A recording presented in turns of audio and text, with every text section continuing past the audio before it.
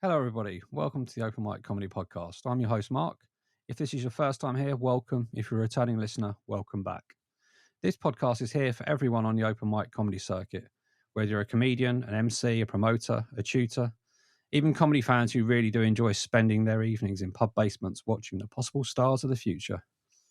If you're thinking, I could do that, then this podcast will give you the inside track on what to expect on this crazy circuit. Today's guest is a man who takes sensitive personal subjects to the stage with him, playing with the audience emotions and bringing in some light-hearted topics such as serial killers. So please welcome to the stage a guy who's pretty funny. It's Mr. Daniel Cohen. Hello. Hello, sir. How are you doing? I am good, Mark. How are you? I'm very well, thank you. Very well. Good. He is pretty funny. I'm glad you're open with that. You know, I'm never, ever going to be able to live that down now, ever. So let the... Do you want to tell the story? Or you tell it from your point of view. Okay, fine. So I did a evening for one night only, great gig in Hitchin a few months ago now. Marc was emceeing. Was it your first time emceeing, Marc? It was my first time emceeing. So it's his first time emceeing. And doing a good job, I have to say, doing a great job. I was very Trump there, doing a great job. It's a fantastic job.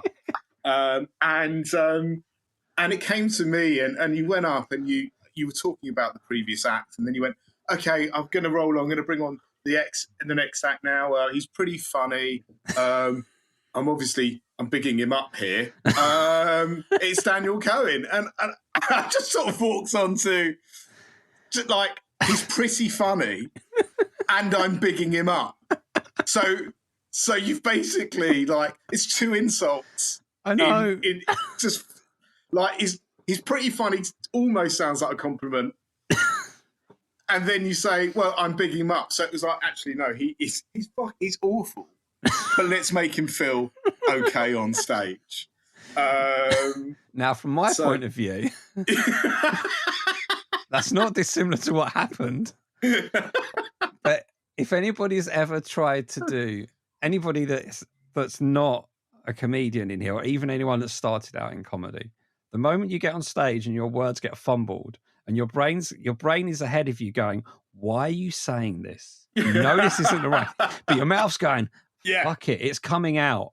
And then your brain's going, don't do it. But no, it keeps coming out and it keeps coming. Your brain's going, what are you doing? And when I said that, I just thought, I can't rewind time. Yeah. I'm not Doctor Who. I can't go back. Listen, we all do it. I mean, that's the great thing. We all do it. So I didn't take it personally. And I thought it was hilarious. And it gave me a great intro. But, 5 minutes later, I asked a 17-year-old girl in the audience if she knew what super gonorrhea was. So, it's like, and I can promise you at that moment, I had the same inner monologue as you going, what have you just done? Because she was sitting with her parents as well. It's all good. It's all good. So, if you ever see Dan on stage and me emceeing again at the same place, then be prepared. He knows how it's going to be introduced. He's pretty funny. Yeah, it's all right. He's not bad. He's above average. Yeah. In all regards, but on stage also. No, he's far better than above average. Far better. So where did it start for you? As in the comedy, not that night. As in, yeah. Where did it... Oh, God, long or short story? The short story is I signed up to a comedy school and did a course.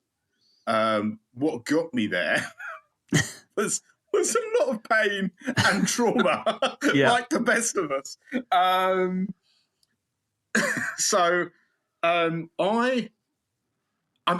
I think, like all of us, we have a great admiration for comics and comedy and stand-up, and a great interest in it, and I always did. I never thought about it, really. I don't think as a career. I think probably like any kid, like teenager growing up, you imagine yourselves in certain scenarios, but it's a fantasy, and didn't feel anything more than that.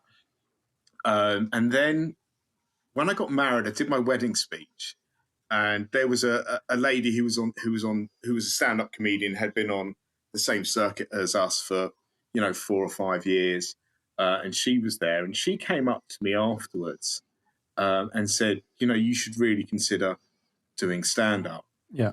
And I was like, oh, thank you very much, blah, blah, blah. And I guess it did plant it. I think more what planted the seed was my wife Katie going to me, you should listen to her. Why don't you do it? Yeah. And kind of prodded me quietly a couple of times, but wasn't to be for a few years. And then I guess we'll go straight into it. And then my wife sadly passed away. And a couple of years ago, I had this. I get these periods of grief that come along, no reason, no timing, no warning. Yeah. And I had one of those scenarios, and it was a really bad one. I was in a lot of pain. I was really struggling, and I was going to support groups. I was going to a psychiatrist. I was, they'd put me on pills, and I was doing all this really boring, dark stuff, in order to try and get better. Yeah. And it was at that point, and I don't know why, that I just sort of went, you know what? Nothing could be any worse than it is right now. I couldn't feel any worse than I do right now. Yeah. So I'm going to go online. I'm going to find a comedy course, and I'm going to find something where I'm not doing this, I'm not feeling like this, that can take me out of myself, Right. and pursue something that interested me that I've not looked at. Yeah. And I literally, that was my thought process. And I went online, I found a course, it started in a few weeks, and I was like, bang, hit it. And that's what started it, and I have to say, it worked. Yeah.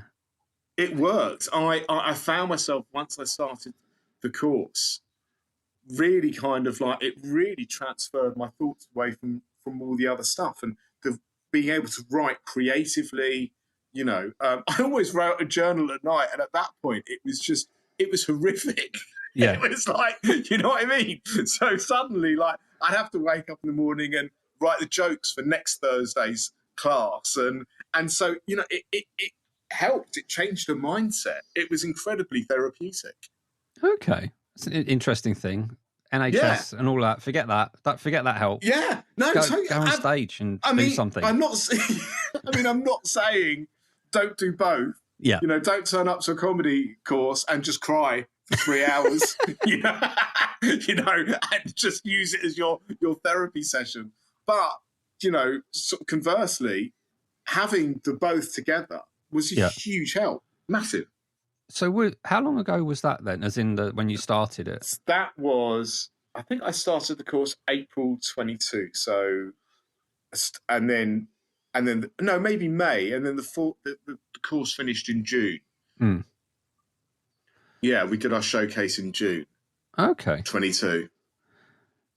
So this might be a bit of a prying question, but with regards to the material you do now, was that the material you were doing then, or not along the same kind of themes?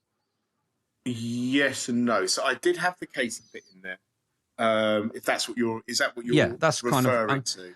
Yeah. So I did. It was a different joke. It's a different punchline, is what I should say. Okay. So the part that I do, where I talk about Katie and I talk about her as a person and what she showed me and what she taught me, and I have that kind of sort of moment with the audience where I sort of pull away from comedy a bit, and that felt really important to me when I was. No, so what happened was I was just writing jokes for this course and just trying to find things that were funny, and the tutor that ran the course, that was running the course, Mr. C, big shout out, top man. He kept saying, you've got to write what's authentic to you. You've got to write what means something to you in order to help connect with the audience. and that rang really true with me, because my favourite comedians of all time had that ability to jump between, but it was always about them, whether they were embellishing the story or not. Yeah. It was always related to them and their truth and their experience. And they were the comedians I always related to. So when he said that, it really hit home with me. And I really felt that there was nothing I could be more honest about than about her. That's sort of the beginning of it, but that's not the punch. What I'm trying to find is I changed the punchline of where that story led. So I guess my main question about that is Go on. how did it feel for the first time doing a joke about her on stage? No, it was fine, because I personally felt it was an honour to talk about her. Okay. That's how I genuinely felt about it. I think there are subjects in my life that I probably find harder to talk about, even though that was the worst thing that's ever happened in my life. Yeah. But by talking about her, I keep her alive. Yeah. And I honour her by speaking about her, and I take great pride from that. And also I get to do something. Ultimately we're doing this to do stand-up and to make people laugh, but actually also it's nice to connect with an audience on another level and from a different perspective, and I enjoy doing that. So I was okay with it. There were other subjects I probably found more difficult. I felt okay about it. I really did. And also the twisted, darker side of me quite likes pulling people there. Yeah. Because I do see in an audience sometimes there's a lot of supportive people that are like, really, particularly I have to say, the female side of the audience, you really notice it when you look out when you're talking about it. Yeah. But you do see a few faces out there just going, what is he doing? This is a comedy. What on earth? Where are we going? I'm not here for this. And I quite like that they're uncomfortable. Yeah, I get it. I remember the first time I saw you perform, and I'm sat there in the front, and you're talking, and I'm just like, you get that feeling of, am I allowed to laugh when something happens? And you're kind of, your ass has clenched and gone, not yet, not yet. And then something happens, and it's like, okay, release. And it's But leading up to that moment is it's like when you tell a joke that's on a gross level, and you get a bit of a laugh, and then you take it to the next level, and you get the groan. It's that different pattern. Well, and the change of emotions. I find it's a relief. That joke is a relief to people, and that's what I quite like about that. It's a different kind of laugh, because once I tell the punchline, people are like, "Oh, thank God, it's over." Do you know what I mean? It's that. Oh God, okay, right, okay. He's now laughing about it. Yeah, we're released from our duty to be, empathizing with you. He's given us permission to be. He's being silly about this week, and now we've got that, authority to now to have been released and laugh. Yeah, and I think that's the beauty of why I do that, and that's why I love doing that bit. It's the beauty of it. Because you do see people go, oh, God. Yes, he has remembered this is a comedy show. Yeah, totally. I wish I had how I first did it. I'll try and find it while we're talking. But yeah, go on, please carry on. I've always been intrigued by this, because there's some difficult subjects I've got that I'd like to do on stage. Yeah. But I don't know how I would cope with them, and I don't know if I feel like I could do them justice. And it's especially, there's one that relates to like losing both parents and stuff like that, both to cancer. Yeah. You, in effect, sitting there and on the bedside watching them die. Yeah. And want to I don't want to make that bit the funny part, obviously, but I want to make like a dedication to them. Yeah. Because if they were alive watching me do this, I think they'd be really they'd be My mum would hate the punchlines that I do, but I think she would feel some kind of like he's gone up and tried something, and he's doing okay at it, and I'm supportive, and I kind of want to do something that relates to them in how they would be proud to watch me do it about them. Right. So it's almost, I guess, in your kind of way, it's almost like keeping them with you. Yeah, for sure. It's turned into a grief session. Listen, my but listen, my MO and has always been anything can be funny. Yeah. Anything can be funny. I mean, that's the beauty of comedy, and certainly when Katie died, humor got me through between my friends and I, it got me through, and I don't think they're repeatable, actually. Well, maybe they are. I don't know. But I do remember. Actually, I will tell this. But yeah, I do remember. So I had her funeral, and 4 of my boys drove me there. My best friends drove me there, and we had the funeral. And obviously, it was just, it was horrible. Yeah. And when it finished, everyone got in their cars and drove off, and I was hanging around with my friends. And I said, "Look, just need a minute to myself. Yeah, I just need to breathe, and then I get in the car and we go back to where we were having the gathering. Yeah. Post the post funeral. And so I was outside the car for a couple of minutes, and they were all sitting in the car. And then I got up, got in the car, got in the passenger seat, shut the door, and went, right, I'm totally over it. Let's go.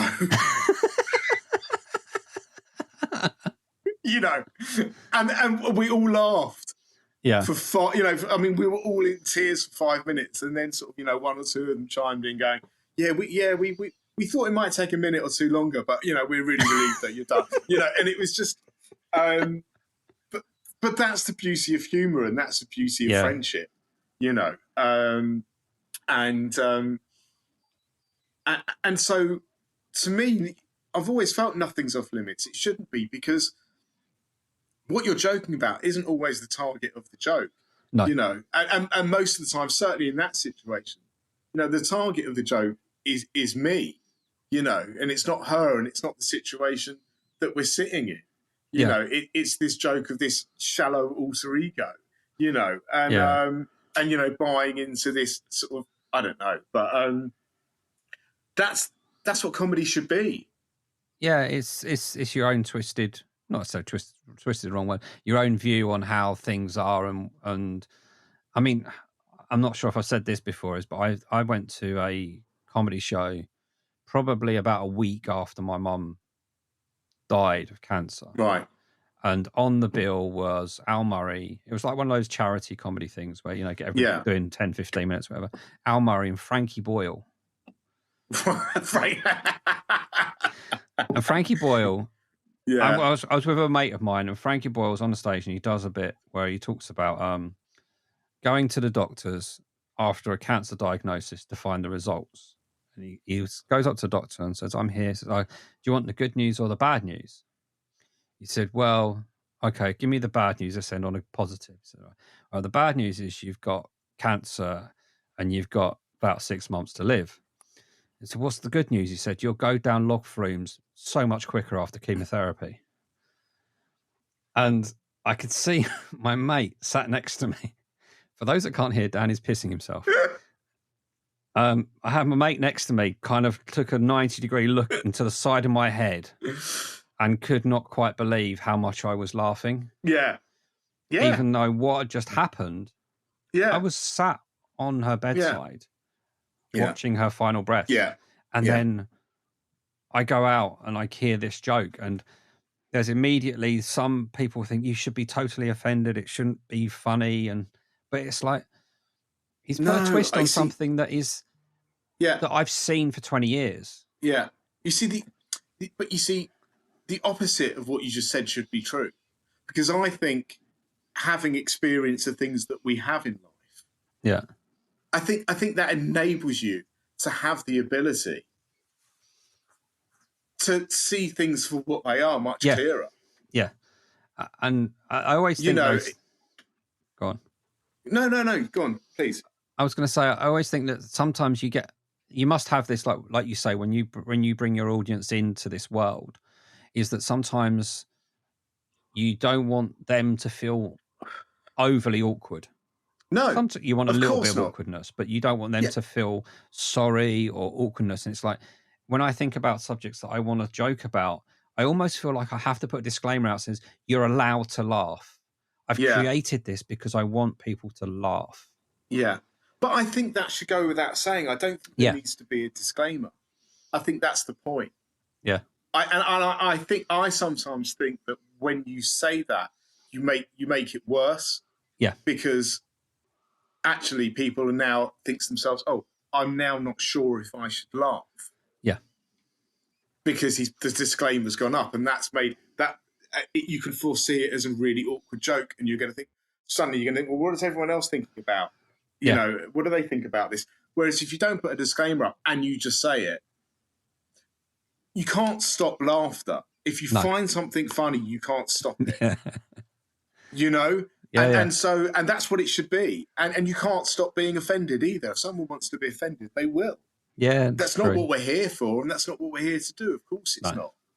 But it's inevitable. Yeah. Because I think we're the last.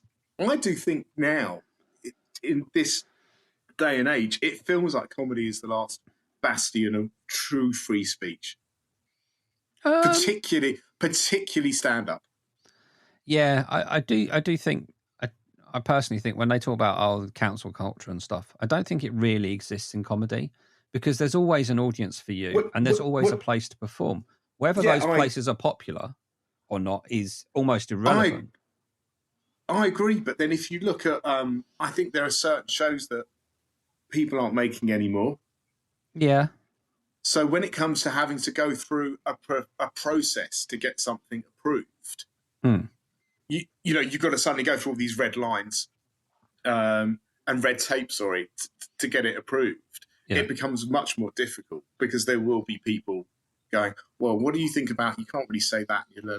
And I think, well, I mean, even look at, you know, Speaker's Corner now. Speaker's Corner has been a bastion of free speech for, 200-300 years?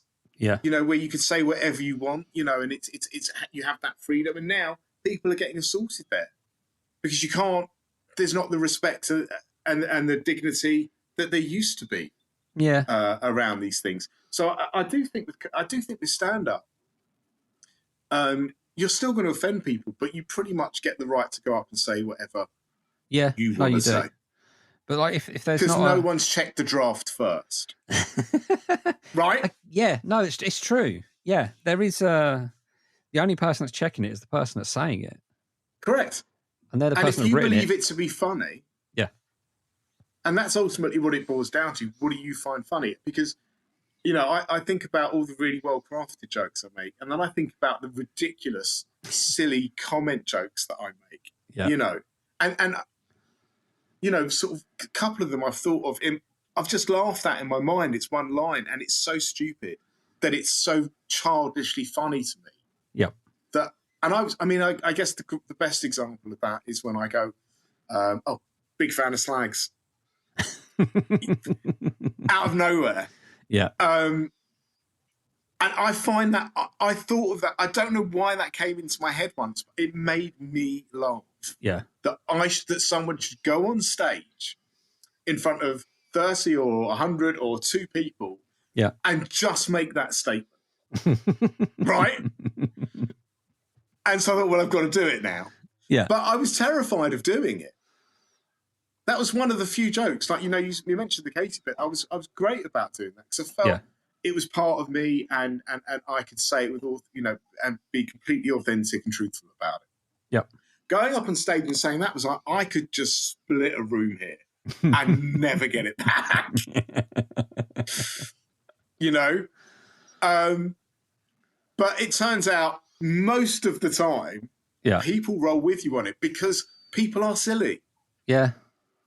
You know, and people laugh with you about it, because it's so silly that you sort of, it brings the child out in you that you just have to giggle at it. and that's the beauty of comedy is the spectrums that you can, all the different spectrums and levels of a well-crafted joke to a ridiculous statement. Yeah. I do think when you look at, especially you look at the open mic circuit, it's so diverse. It's amazing. It's just, you don't go to a night expecting to see one thing. It's just anything and everything.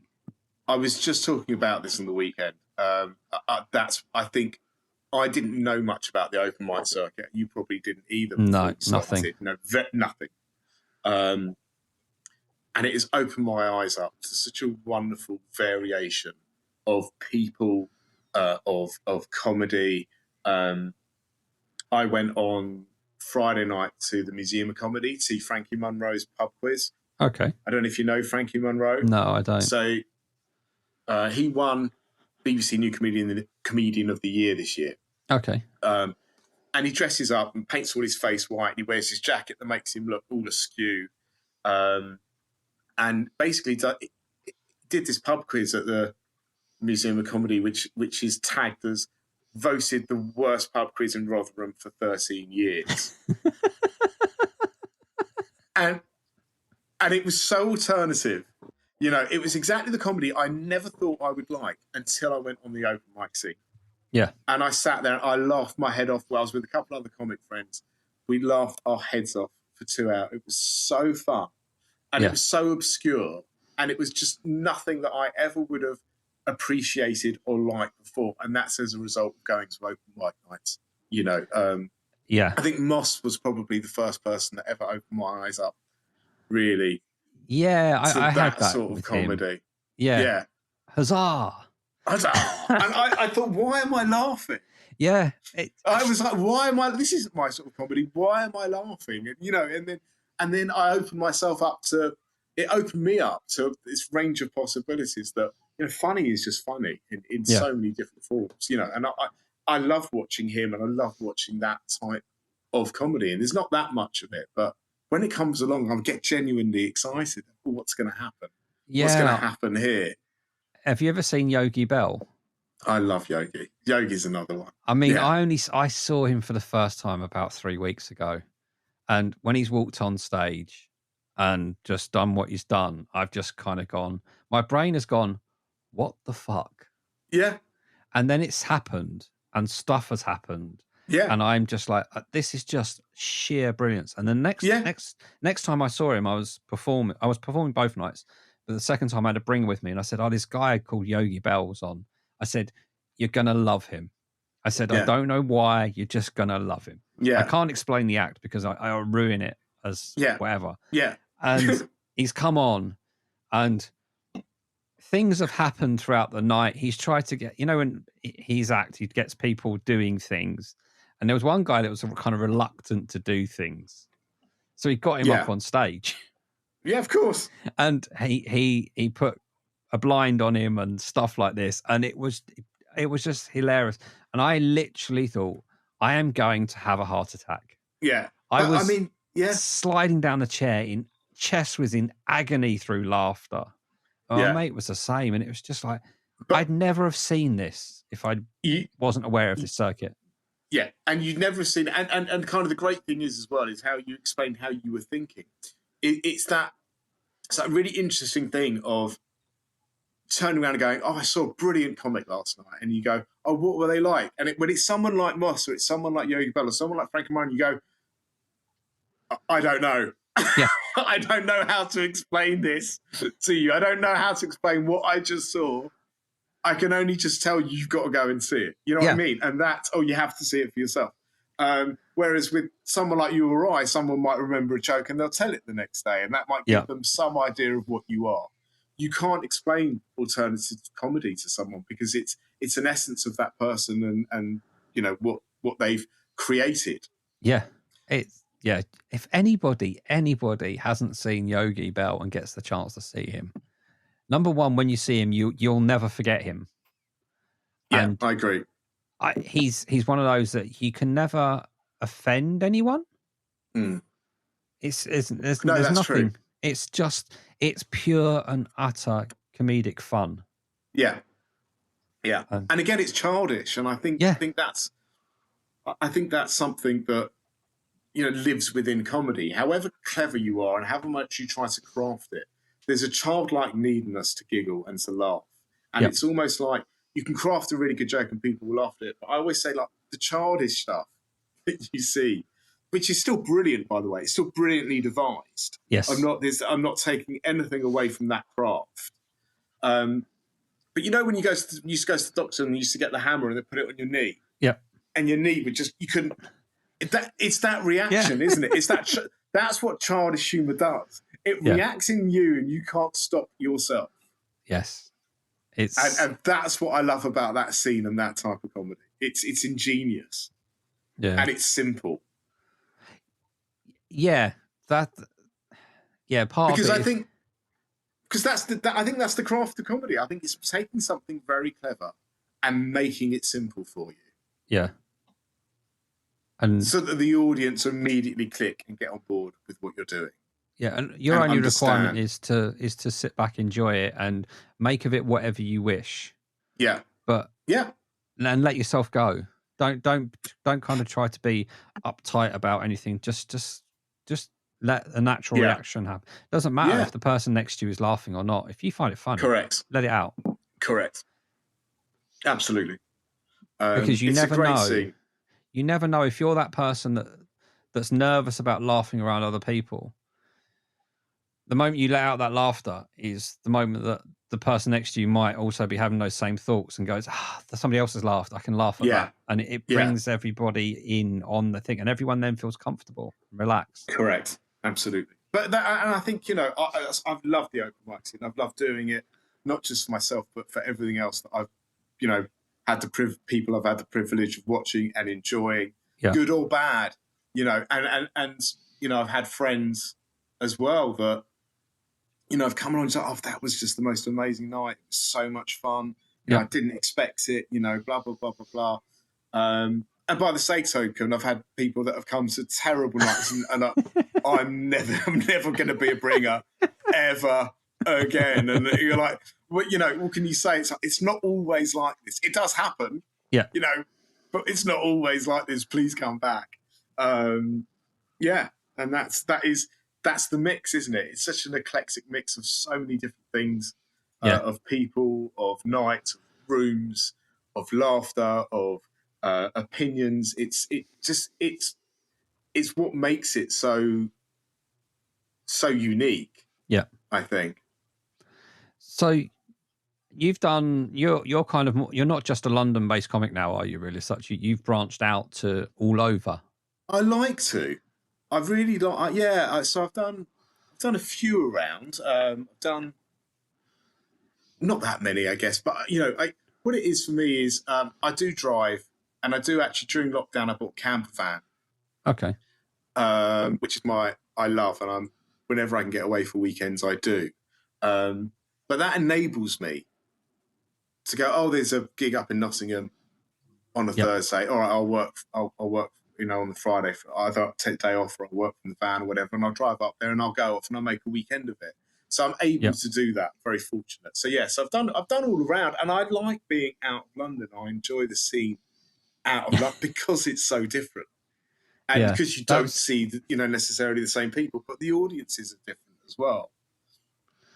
So how do they differ? Well, it's interesting you say that. I was about to put a caveat to that and say they're different, but they're the same because everybody just wants to have a laugh. Yeah. Ultimately. But I do think when you go to you get a couple of things. So there's some where it's a real locals night, and it's the same people every week, and they kind of think they're part of the night too, and maybe quite rightly. So you just get people chiming in, with their own one-liners and their own punchlines. You can be in the middle of a story, and someone's just going, "What about that?" And then you've got to go, "What?" And it's I had that. I had that talking about. I was talking about being a widower. Yeah. And some woman about 2 rows back went, "Oh, that on your hand." and it just cut out what I was doing. And I went, what? You got down the hat. And I couldn't understand. I mean, she was, drunk and a couple of rows back and trying to be clever. And so when you're a new comic and you haven't had to deal with that before, it's an interesting. And I said, I'm really sorry. You got to say it clear. And she went, you got your wedding ring. You got a wedding ring on your hand, like trying to catch me out as if I was lying about being a widower, And I was like, there's no point in getting offended. So I was like, yeah, no, that is on that hand, and there's a reason for that. We'll come back to it. And so when I did the Casey bit, and I went, my wife died, she passed away, 34 years. I spent the entire time whilst talking to the audience, just with my finger pointed at her, and sort of, poor lady wanted to die inside, but the rest of the rest of the audience were just laughing their heads off because they knew her and they knew what she was, and they go every week and they found it hysterical, and then I explained that when I go up and perform, I move my ring onto my left hand. Mm-hmm. And then when I finish, I put it back, so I explained that story. So I find it fun that people do want to get involved, and it makes me, hopefully it makes me better because it's a new challenge and it's a new experience. I just did Van West in Taunton on the weekend with Ollie Miller. And it was brilliant. It was hilarious, but we got there to Van West, and I did do that at one point. My set went Van West, and I put my gang signs for Van West, but yeah, no, we got there, and one thing that neither Ollie and I had never done a festival gig before. It's our first one, both of us. We were both kind of excited and dreading doing it because we had no idea what it was going to be like. And we got to this tent. There were a few people in this tent, all ages, but ultimately also like their kids, 6, 8, 10, like those sorts of age. And I was like, oh my God, there's kids here. It hadn't dawned on me till I saw them. And I was like, oh, Jesus, I've got to write a new set. It was like, okay, no slags, no super gonorrhea. I was like, I've got nothing left. So I kind of worked it out. I had an hour before I was on. I kind of worked it out. And I wrote it down in my hand, and kind of went back to the tent. And the guy went, oh, you're on after the next. You're on next, and like second in this section. Yeah, it's like fine. And the first guy that went up, excuse me, immediately did a joke about Rose West and serial killers. And I literally looked at my hand and I borrowed on his pen. And I just put arrows because I thought, I'm free now. Yeah. He's just opened the floodgates, because all these taboo subjects, I had sort of said, no, I can't do that. Yeah. And I was like, oh, well, no, now I can. And now I can reference him as the reason, you know what I mean? Yeah, yeah. I can blame him. Yeah. And I did. I was like, I wasn't going to say any of this, by the way, until he said Rose West, and now you got to suffer. And I did my joke as well about. Well, it was one of the first jokes I did because I thought, to hell with it. And one of the first jokes I did was my joke about I don't have kids, but I do have dogs, and they're better. They're easier, they're more fun, and nobody judges you if they die aged 8. And that was my and I did it whilst looking at 3 kids running around blowing bubbles. No. But it opened the whole. Everybody started laughing because it was such a stupid way, an uncomfortable way to open that. It got everybody on board. Because these kids didn't look at me. They had no idea what I was saying. They were getting, they got those festival bubbles and they were just running, Yes, I having the know what you time of their mean. lives, you know. So it kind of opened it up. So it was, but that's kind of, I think it helps to make you a better comedian doing regional gigs, non-London gigs, because ultimately, you know, we spend a lot of time seeing a lot of the same comedians in front of the same bringers. Yeah. You know, and you don't. You get. I think you get. I think you certainly get listened to more. Yeah, I guess you also you generally get longer sets as well, don't you? Outside of London, you do. That does help. Whereas within London, you're pretty much limited to at this kind of level 5s and 7s, maybe the occasional 10. Yeah, but seems to be more outside of London. You're starting off at 10s. Correct. No, exactly right. Yeah, absolutely. So yeah, no. So I've done some really fun gigs outside London. I've enjoyed doing it, and I always keep an eye out for something that's coming up outside London. It's always fun. Yeah, it's always fun, and yeah, ultimately everybody has the same sense of humour. I think more or less, you know. So you're still going to offend the same amount of people, and it's the same amount of people are still going to enjoy it, you know. And there's you know, and certain people are going to be indifferent to you, you know, and that's great, you know.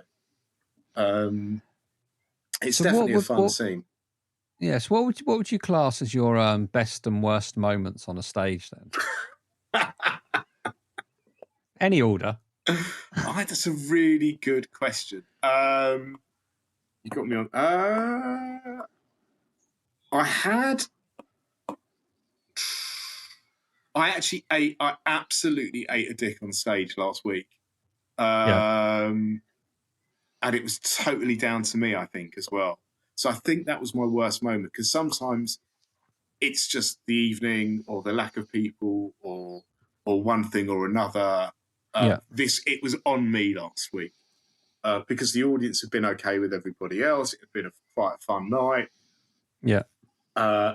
And something happened where, and I opened my usual couple of jokes, my bankers, you know, those quick fire ones at the beginning that you just get the room going with, and then you can move on. And they got this really tepid reaction, and I was like, and usually, because that can happen, in my mind goes, okay, I've got to get them. They're not there yet. And now my job over the next 5, 7, 10 minutes is to get them. And I didn't have that reaction in my head. Internally, I went, oh, fuck, they really hated that. What am I going to do? Yeah. And I lost myself in myself. And from that moment, I couldn't get it back.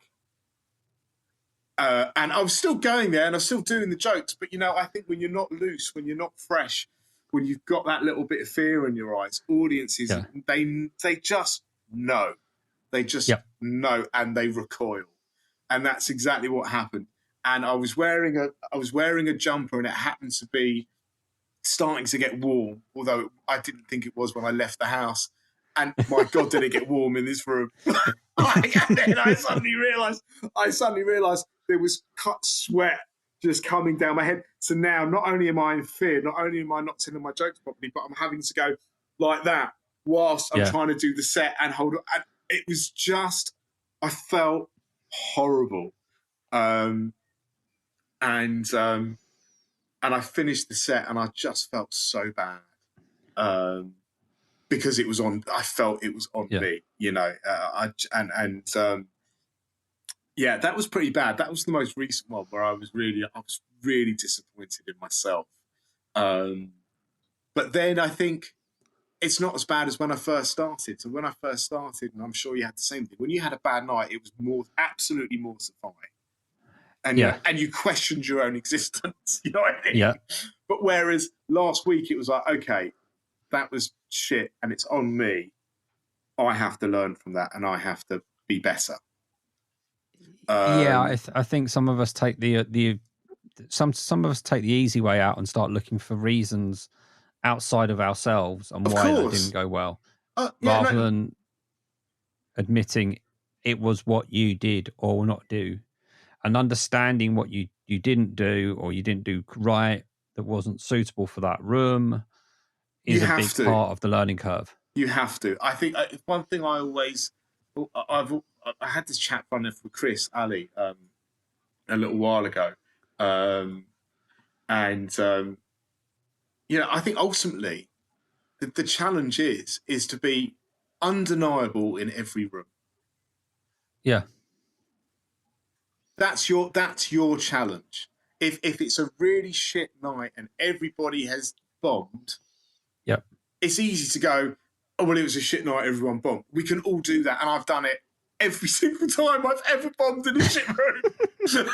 Without fail. But the challenge is to go, well, actually, no. Every audience is there to laugh, ultimately. Yeah. That's what they come for. It's a comedy night. So your challenge is to get the best out of them you can possibly get. Yes. Whether it's a room of 2 people or a room of 20,000 people, your challenge is to be undeniable. Yeah, it can be really hard when certain people you follow as well and stuff like that. But you do have to. You can make the best of that if okay, they didn't enjoy that, but I can maybe try and make them enjoy what I'm doing in a different way and try and understand. It's at the end of the day, if you were in a room of open mic comics and the first 9 bombed, but the 10th act was a surprise Russell Howard. Yeah. He's not going to bomb. Yeah. Yeah, but then again, I've been in rooms where it's not, I remember being in a room, there was a few audience members, not loads, and there were 3 girls there who the MC had dragged in from the pub upstairs, which I always think is dangerous. Don't do that. And they didn't want to be there, but they fucking stayed. Yeah. It was the worst of a bad situation. It was like, just please leave. You know what I mean? And everybody was bombing in front of them because they were getting really offended by people. They just, if they didn't like a joke or if it was slightly, and these jokes weren't. I was watching these other comics, they weren't misogynistic, they weren't anti-woke, they weren't any of those things. They weren't sexist. It was none of those things. But the jokes were about those things. Yeah. And as soon as the wrong word came up, these guys go, oh, no, out loud, Marc. No inner monologue. They just refused the joke. They just went, no. Next. Right? And then the comics were just dying on their arse because you couldn't recover from that. It got into your soul a little bit. Yeah. But then one girl came up. I mean, admittedly, a few years on the circuit, more experienced than us, but not a household name by any stretch. But she came up and she worked that room. She'd watched the girl. She'd recognised what they were laughing at and not laughing at, and she went for it. And she absolutely had not just them laugh. The whole room was relieved. Finally, we're having a good time. Everyone was on board, and I watched that, and it was a lesson. Yeah, that it can be done. You're not going to do it every time. No. You're not going to get it right every time. It's impossible. But there are ways and there are means, and it's working that out, and that only comes, I think, with stage time. Yeah, it's the experience, isn't it? It's like you say, if you're early stages and somebody heckles or does something or whatever, even if something happens in the room and you don't reference it, but everyone else in that room is completely aware that there's something weird going on, and you just sit there going, or stand there, carry on with your set, forgetting. Well, and I remember being so robotic when I started. Yeah. It may not have looked that way on stage, but in my head, it was line. It was so robotic that if a glass dropped or if someone just said something, I was thrown. Yeah, and I couldn't think of my next line. It's the worst. The worst thing I found. The worst thing I found though is when you get thrown by somebody laughing at a joke you didn't expect people to laugh at. Yeah. And you get that little break and you're like, what was next? Yeah. Because then you kind of go it's back anything. and go, It's anything because you've been so robotic in your head about where your laugh is, where the pause is, where any little thing that comes in and changes that environment for you is like, what do I do? What do I do? Yeah. And that's, and thankfully with time you become more fluid, you become more fluid, you become looser, you get more plasticity around what you're doing. Yeah. And I've certainly starting to come into that phase for me, where I feel that I don't fear the unknown happening. Yeah, I think if you can it's so difficult. It's so easy to say, but until you've ever done it, it's almost doing that, making up something on the spot, but not just. So if you get derailed slightly, don't automatically go, right, how can I switch this back to my set? Is just go with the room. Yeah. Because that's what people have found funny. So your jokes about doing whatever else and being stupid and stuff like that, probably not anything relevant, but you've got this path now you can go down. Yeah, of course. And if you can somehow, don't get me wrong, I'm never saying what this is easy. I'm not even saying I can do it. It's just go with that. And then you do 5 minutes of made up bullshit on the spot.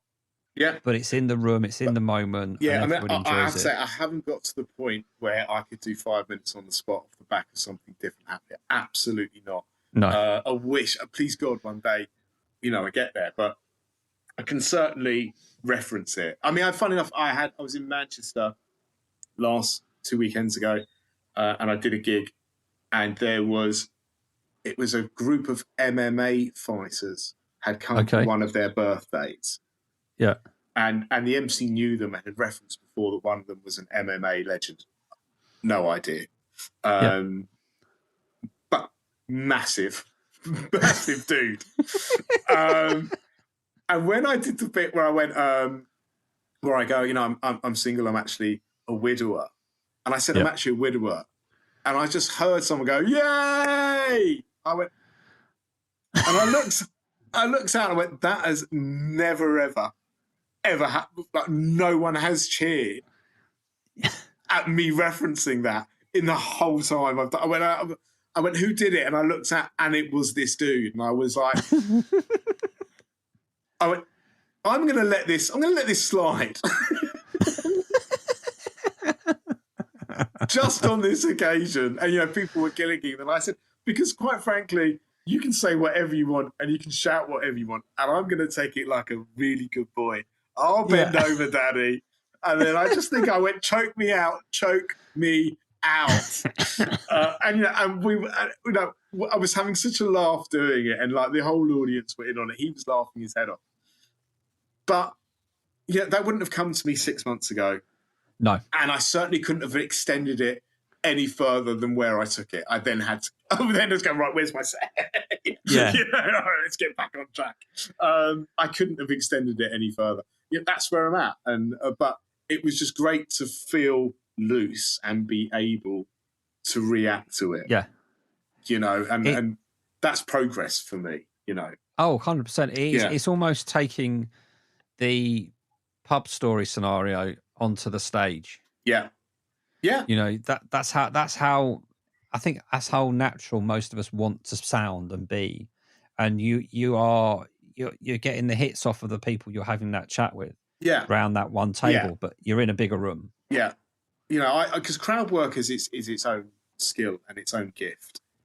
And the people that are naturally good at that, I think they are the people that can walk in almost anywhere and turn a crowd around. And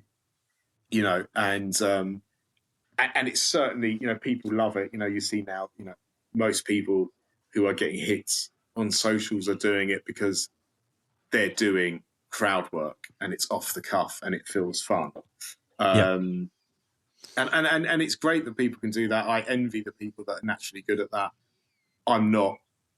But I'm learning just to handle your environment, I guess, and part of that is crowd work.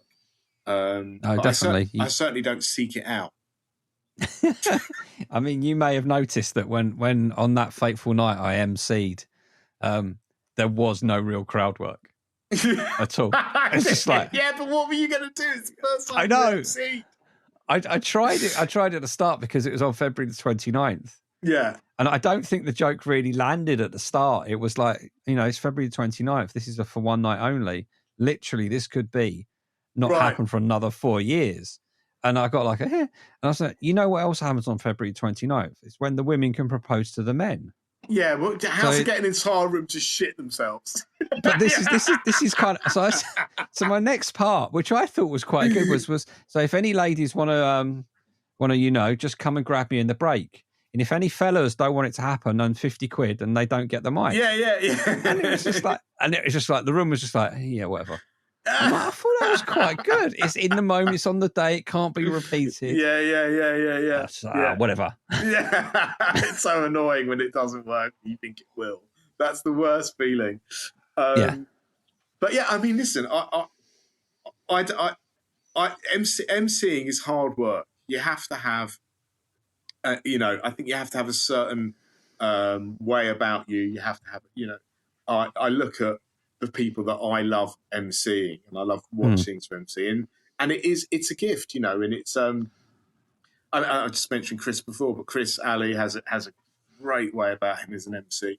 Yes, it feels very natural. You can see he's comfortable, completely comfortable, and he just works so well at that. And it's funny how he's found his feet doing that by opening his own night. I'm not sure. Yeah. I'm not sure he would have realised that he was good at it until he tried it. So you don't always know. But I have tried it a couple of times, and like you, I was too early on. I was, and I've only did it a couple of times. So the first time you try it it's the same thing. It's like doing your first ever gig, isn't it? Yeah. It's so and I was really stiff, and and I've only done it a couple of times. I haven't tried it since. I probably would now. I'd be interested to see how it would look now. Also Beth Fox, who's Comedy and Beyond, along with the other Beth and Izzy. I really enjoy watching her. And I saw her in March, and I hadn't been there for a little while. And her emceeing is, if you do it regularly, you can see that progression. You can see, and she was just, there from there in my eyes. She may not notice it, and she may not appreciate me even putting her there. But just my opinion. But it was brilliant. It was brilliant. Yeah. So we've done your worst. So what is the best moment on stage? The best, I think. Actually, no. I must say, I will say really quickly, that was my worst most recently. I had a run where I gave up for 4 months, just a few months into starting comedy, because I was just getting the better of myself, and I'd get on stage, and no matter what I did, I didn't think I was getting the reaction I thought I should be getting. I had a level of expectation in my own head that was wrong. And eventually got to a gig, fun enough, at the Cav, obviously, where we all are in our early days. And and I remember coming off stage and I had a few friends there. I was like, and they were, no, that was great. That was cool. And it was like, they may have been right. I don't know. Yeah. But you could not have convinced me that was good. And you could not have convinced, I was just, and I realised I'm not enjoying this. Yeah. And I've had a run of, I just not enjoying this for whatever reason. I can't put my finger on it. It's unenjoyable. It's lost what I thought it had. And so I gave up for about 4 months. I thought, well, I'm not going to put myself... The point to do this is to have fun and to enjoy it. Yeah. That is ultimately the... I mean, other people may feel differently. It may be a career for them. That's great.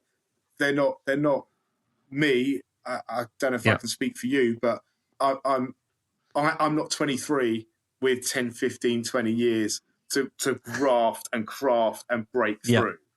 It's not there. So I just want to have fun. I want to enjoy it. If it's not enjoyable, I won't do it. So I took 4 months off. And then when I was ready to come back, thank God it's been great since. It's obviously I needed an adjustment. Yeah. But just wanted to add that. I don't know why. No, it's interesting to know that people do, especially even this early on. It's like, it's okay. It's now time. I think Sam Adamson said it. You shouldn't be killing yourself over your hobby. Right. Which is a very succinct way of saying it. Yeah, absolutely. We're in this for fun. If it's not fun, why do it? No, absolutely. But, I appreciate this isn't a hobby to some No. people. Listen, we all have aspirations of something. I mean, let's not lie. No, yeah. But we keep them tempered within our own mind because we know who we are and where we're at. Yeah. But if you are doing this to get to that point, that place, then I think you have to have a different mentality. You have to, and there are a few people that I see around who you think they've got a good chance of getting there. They don't look like they're having fun. But you know what I mean?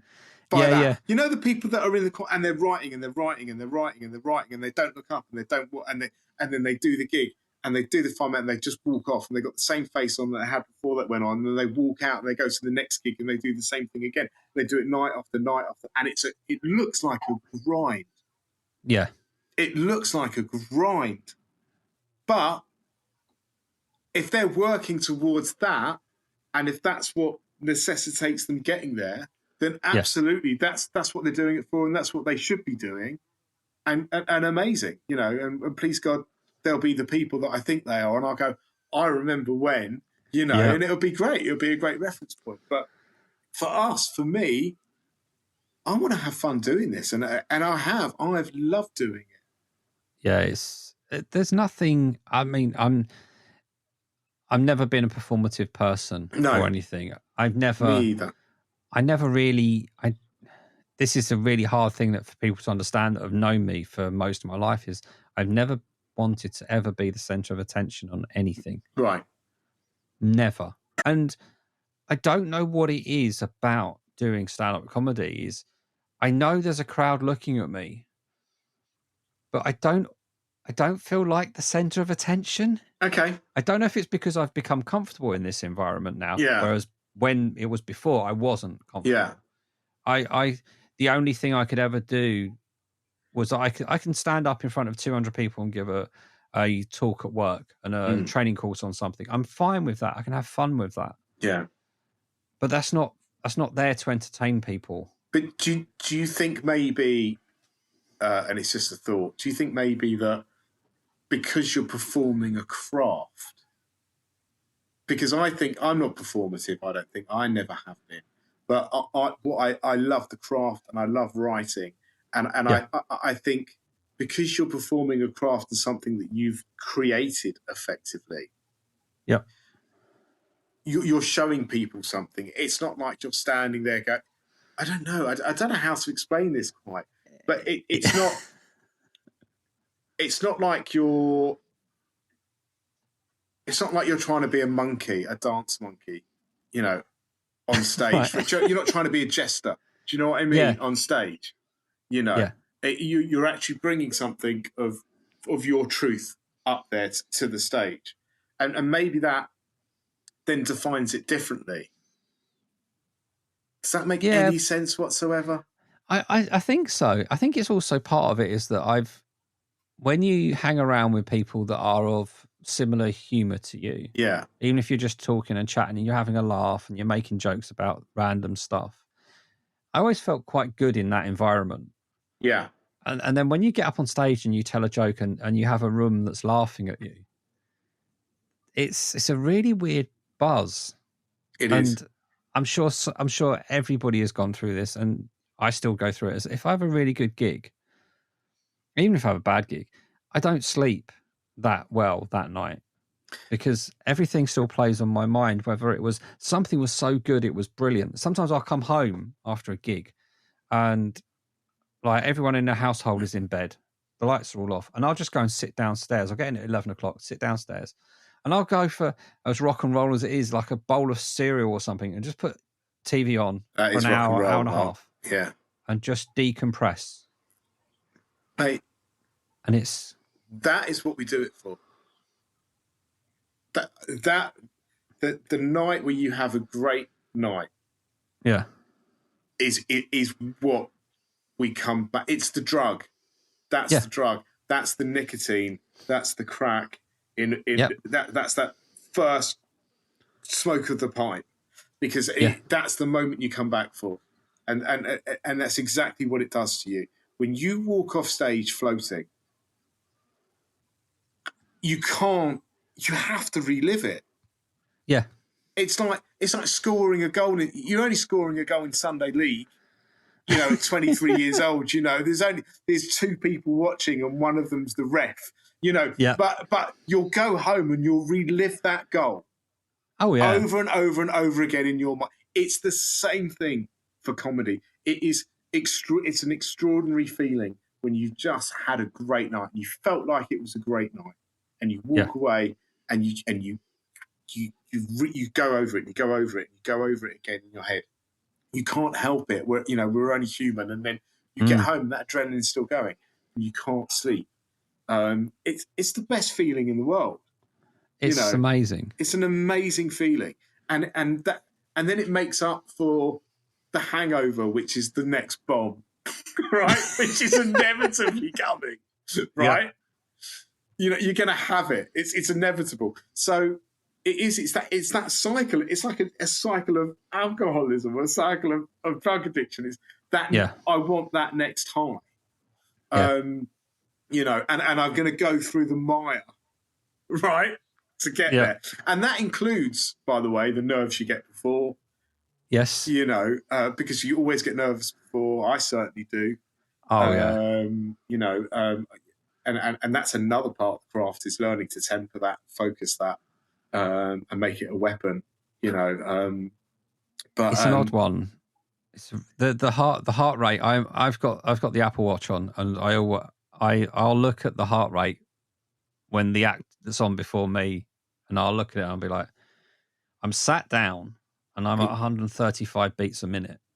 This thing, which is the Garmin version. Yeah. About 10 minutes before I go on, makes a noise, vibrates, and flashes at me. Goes. And the first time it ever happened, I shat myself because I thought I might die. And it says on it, flashing letters, abnormal heart rate, or abnormally high heart rate. I don't know. I don't look at it anymore. I just go like that. I just turn it off. But every time. It's amazing. Time. It's thankfully, weirdly, it never happened while I'm on stage. No, never. It's never gone on while I've been on stage. I think it's that lead up. Yeah. It's. I used to have it. I used to have a Garmin watch, and the Garmin watches always give you a stress level, don't they, throughout the day? Yeah. And even when I was doing the comedy course I was doing, every Thursday started at 7. My stress levels went up from 6 o'clock. To 9:30. They just went through the roof. Like, your stress score for the day is X. Yeah. But actually, that stress has all come in a 3-hour period. Yeah. It's right here. It's right here. Yeah. I can see exactly what it is and why it's happening. Yeah. You did. Yeah. There's a 10-minute period or 20-minute period now between a gig where you've effectively ran a marathon. Right? You've just done the world's fastest marathon, sitting down, by the way. So congrats on that. It is bizarre, but I don't know how we got to that point. Oh yeah, we're talking about nerves. Yes, they're all part of that ride. They're all part of the ride that is doing stand-up comedy, and there's nothing I've experienced quite like it. So come on, what's the best? Oh, the best. Okay, moment. Fine. So again, my head goes to probably the more recent. So, but I think probably up the creek. I think probably beat the Blackout, because that was the most recent big gig I did. Oh no, that's a lie. I did Frog and Bucket last Monday, but I got gonged off 2 minutes 10. So that's We don't talk about that. That's erased. It's all right. It's not a long way to go. It's only Manchester. No.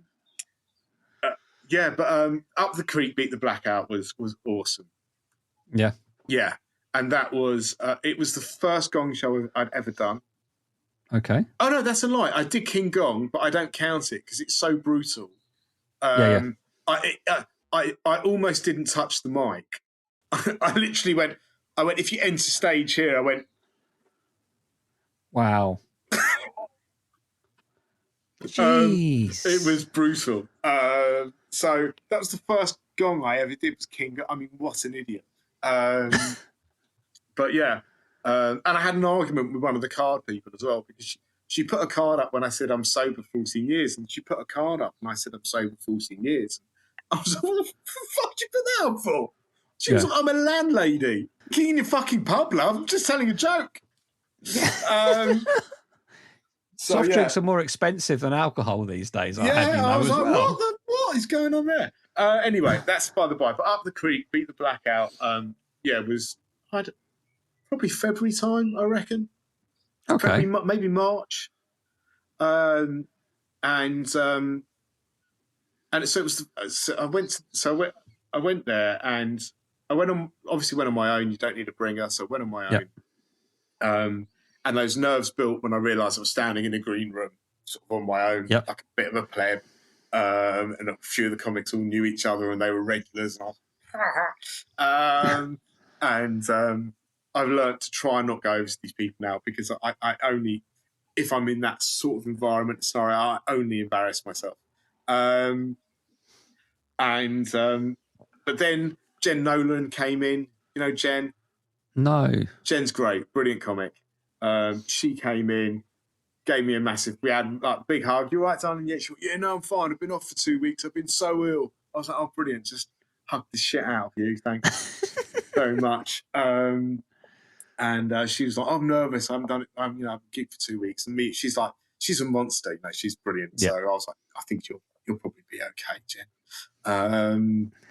And then Max Gill came in. You know Max? Yes. Well, I know of him. Right, Max is. So I love Max's work. He just makes me laugh so hard. Young kid, hasn't done that many gigs. I saw one of his first gigs, and I had to go up to him afterwards and just say that was awesome, and you've got to keep doing this. Because of you see people come and go, and you see some good people come and go. You see some bad people come and go, but. Yeah, and it's got nothing to do with me that he stayed around. I'm not claiming anything on this. but when you see good people, you want to tell them.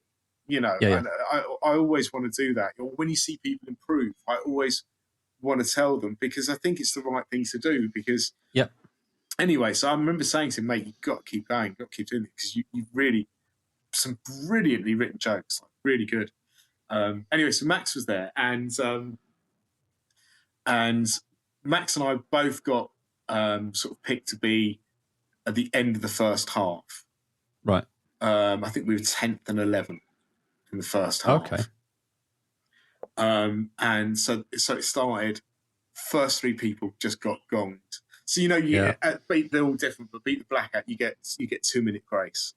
Yeah. And then the light flashes at 2 minutes, so you know, and so the audience know. And I think the first three people were gone. Either at 2 minutes or, as it went, or when, within three. And I was sort of sitting with Max, and Max was sitting with me, and we both sort of went, yeah. Oh, fuck. And then Jen went up and destroyed, did a killer set, destroyed. Yep. And we were like, okay, the room's back. And then I think the next 4 or 5, it was the same thing. Maybe a couple more got through, but then there was a run of about 4 or 5 people. Bang, gone. Light, gone. Bang, gone. Yeah. And it was like, oh, and then they went, and now Max Gill. And so he went up, and he was, again, awesome. He destroyed. So his opening joke absolutely blew the room. And that was it. He sort of, he was great. And so in many ways I got lucky because I was straight after him, so I got to ride his coattails. Yeah. And I went up, and my first couple of jokes just landed hard. Yeah. And so within a minute of being up there, I knew I had them. Mm-hmm. And that was the best feeling in the world. Because it's a gong. Yeah. It felt different that I knew I had them. Yes. And when the 2-minute blink came on, I didn't even look around the room. When I was watching the other 9-10 people up there before me, when the blink came on, I was looking around, where's the card? Who's going to get cut? Is anyone going to put the card? Yeah. And I thought I would be like that when I got up there, but I just got, it just worked. The first 2 minutes, when that light blinked, I was like, I wasn't even concerned. And you know what a feeling that was? Like, yeah. Anyway, I ended up walking the 5 minutes, and that's not, please don't, that's not being cocky. It's just what happened, Mark. I just, blew the roof off. Mark, it's what we do. No, but I walked off and I just thought, my God, that felt so good. Yeah. Because not a single card, not a moment did I worry about getting a card, which is bizarre. Because that's all I thought I would be worried about. And then that was it. Max and I sort of just sat down and we were, let's just have fun watching the next. Oh, and then someone, it was hilarious. So some guy who was hammered. I mean, hammered. As Max and I walking out, came over and was like, "Oh, yeah, boys, do you think I could get a picture with you, please?" And I looked. I looked at Max, and Max looked at me, and we were like, "What?"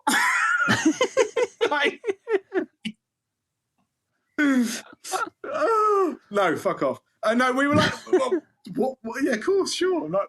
So there's somewhere there's a picture of Max and I with a guy, this guy in between, and Max and I are both like, because it was such a peculiar thing to be doing. I bet. Yeah, but that was a great, not because of that, because of the actual gig itself. And that was probably my best favourite gig. Okay. Yeah. But okay. So let's imagine the scene then. You've smashed. You've gone back to Up the Creek. You've done a big gig there. Things are going really well, and then BBC come knocking, asking if you want to do a set live at the Apollo. Yeah. You've got to stand out in front of 5,000 people in Hammersmith.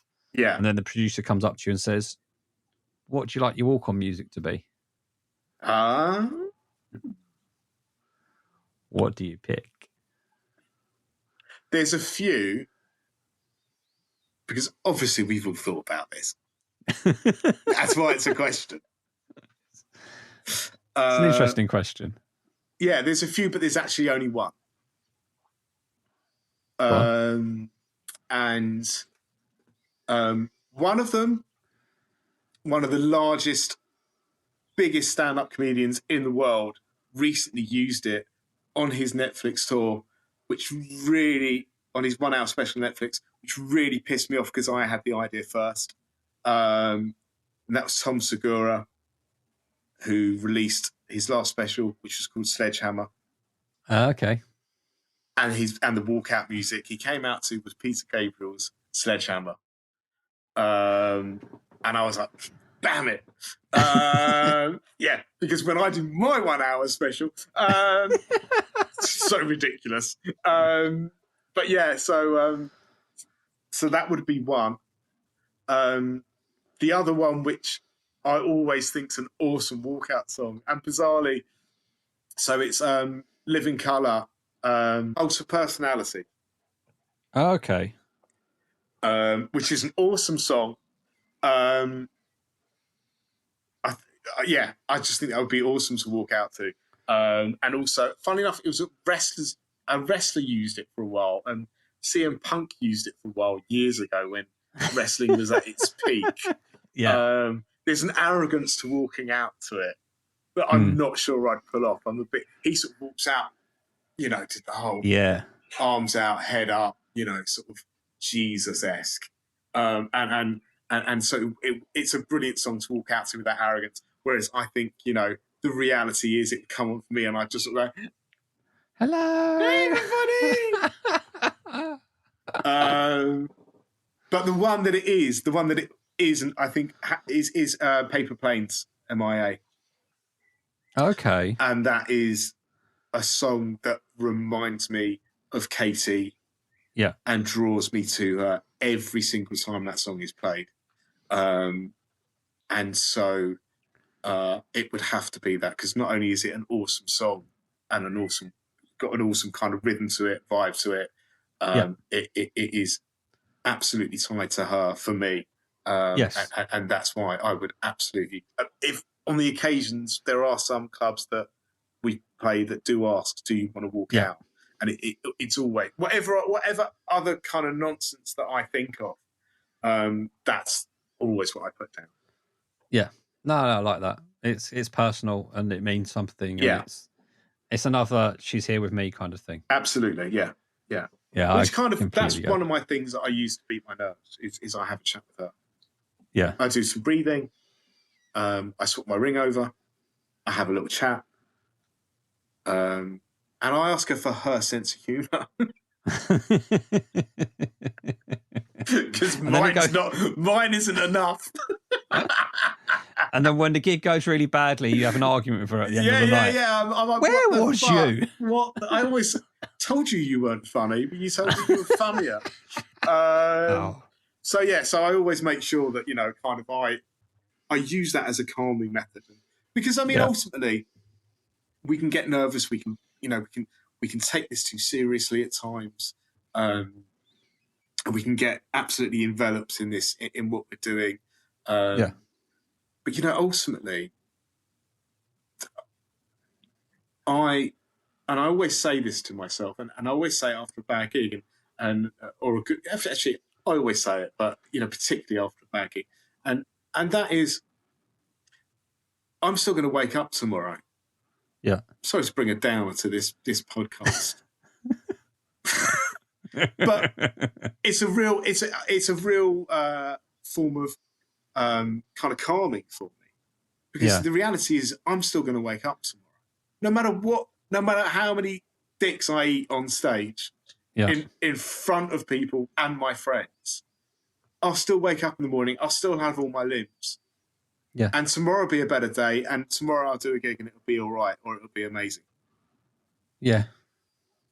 And I always keep that in mind. And so that's part of the process is, also, when I do that little bit of a talk with Katie before, when I'm getting nervous and when I do my breathing, I remember that I've got the gift of just being here. Yeah. That's a gift. That's my gift. Yeah. And so who cares if I go up there and I eat shit? Yeah. It's not the end of the world. So just go and have fun. Whether you die on your ass or whether you destroy, just try and go and have fun. And that's what this should be. Yeah. That's such a poignant way to finish that little part. I think I like that. It's just fun, and you'll still be here tomorrow. Yeah. Hopefully. Yeah, hopefully. As long as something doesn't go badly wrong. Yeah. If it nearly happens, it'll make good material. But, there you go. Exactly. Yeah, absolutely. We'll put that in. So talking about material then, what is your favourite joke? Doesn't have to be your best joke. Okay. It could be your best joke. That's really good. How did it come about? Yeah. And how has it changed over time, if it's changed at all? So the Casey one was one of the first things I ever wrote. I love it. It means a lot to me. And I did write it differently to how I do it now. And in between that time, I took it out because I went through a phase of just wanting to be funny, and that I didn't, and be a bit more hit. Because you've only got 5 minutes, and that's quite a long, poignant piece. Yes. And then I said, I went out for lunch with Beth Fox. Shout out Beth, and a while ago, last year sometime, and I said, thinking about putting that bit back in, and she was like, "I'm so happy you said that." She said, because it's such a, you should. Yeah. You know, she's like, I love that bit. And I was like, you know what? I love that bit. Yeah. Why am I? And so I brought it back in, but I evolved it. I changed the punchline of the joke. Again, I can't remember what the original punchline was, but I changed the punchline of the joke. So we've spoken about that, but one second. It's such a brilliant question. For its simplicity, I love what we spoke about earlier, which is the slags joke. Yeah. I because I always still have a slight fear about saying it. So I think it's your room tester. Totally. It's so ridiculous. Yeah. It's not even a joke, Mark. do you know what I mean? It's not even a joke. It's just being caught off guard by a ridiculous statement. That's all it is.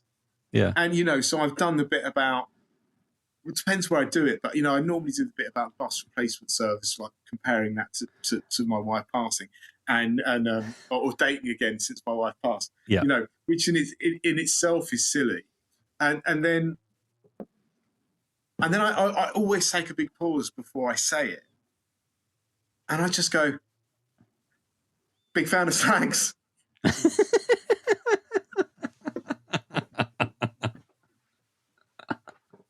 And laugh like I'm doing now because I still find it funny. And it always gets a crowd. And just for that. Yeah. Because it's so... I think it's one of those last words that you could use that you shouldn't. Yeah. Do you know what I mean? It's in this grey area. There are words you know we cannot say anymore, and nor should we. Yep. And there are things that we say every day. Yes. Like, you can say the C word every day. You can say the F word every day. You know, you can say all of that stuff, you know, and no one bats an eyelid for the most part. But there's just something I go, big fan of slags.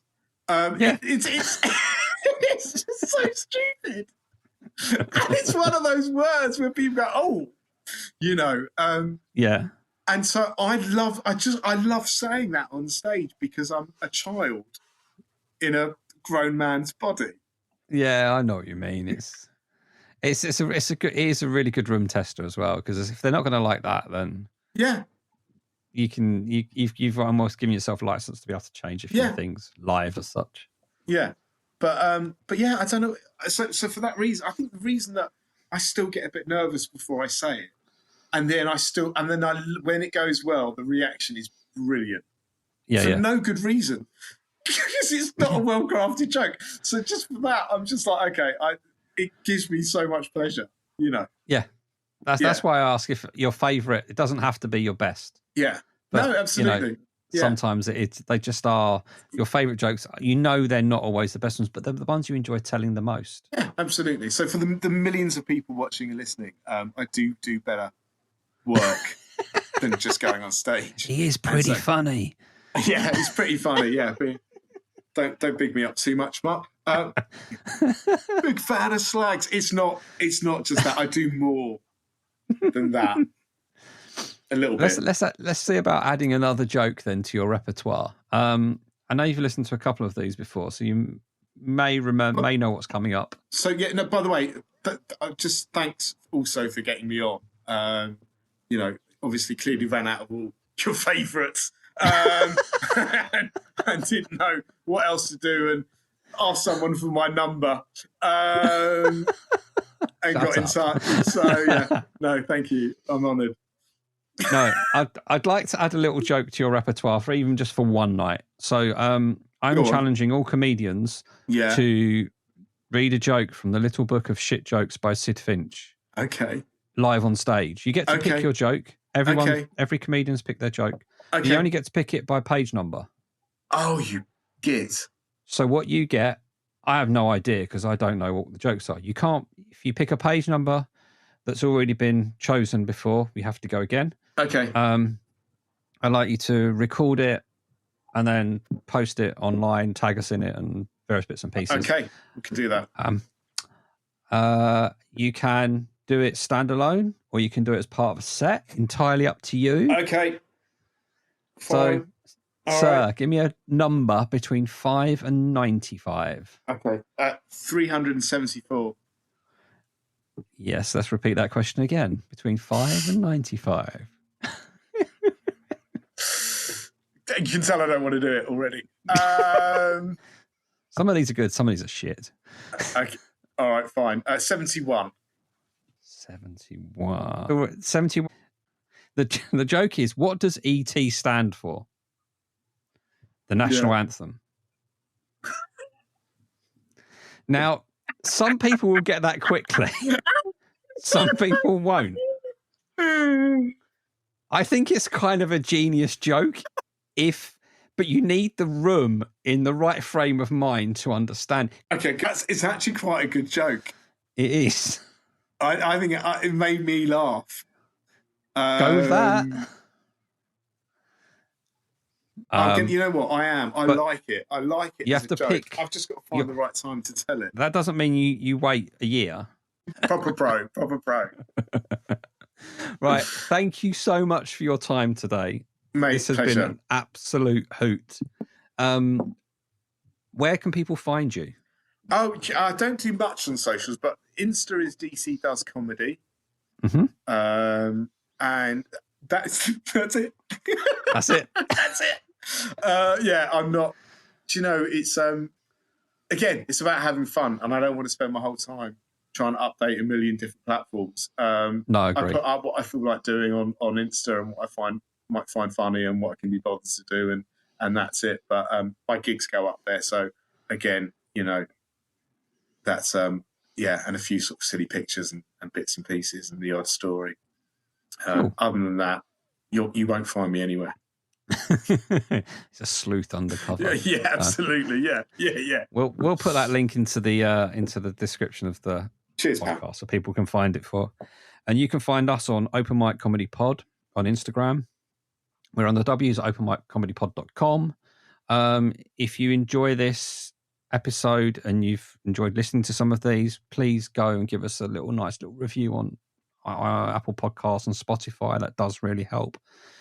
So anyway, thank you, Dan, for your time. Pleasure. It's been so much fun. Absolutely. Yeah, it's good to see you. Good to speak to you, man. And until next time, I'll speak to the rest of you all very soon.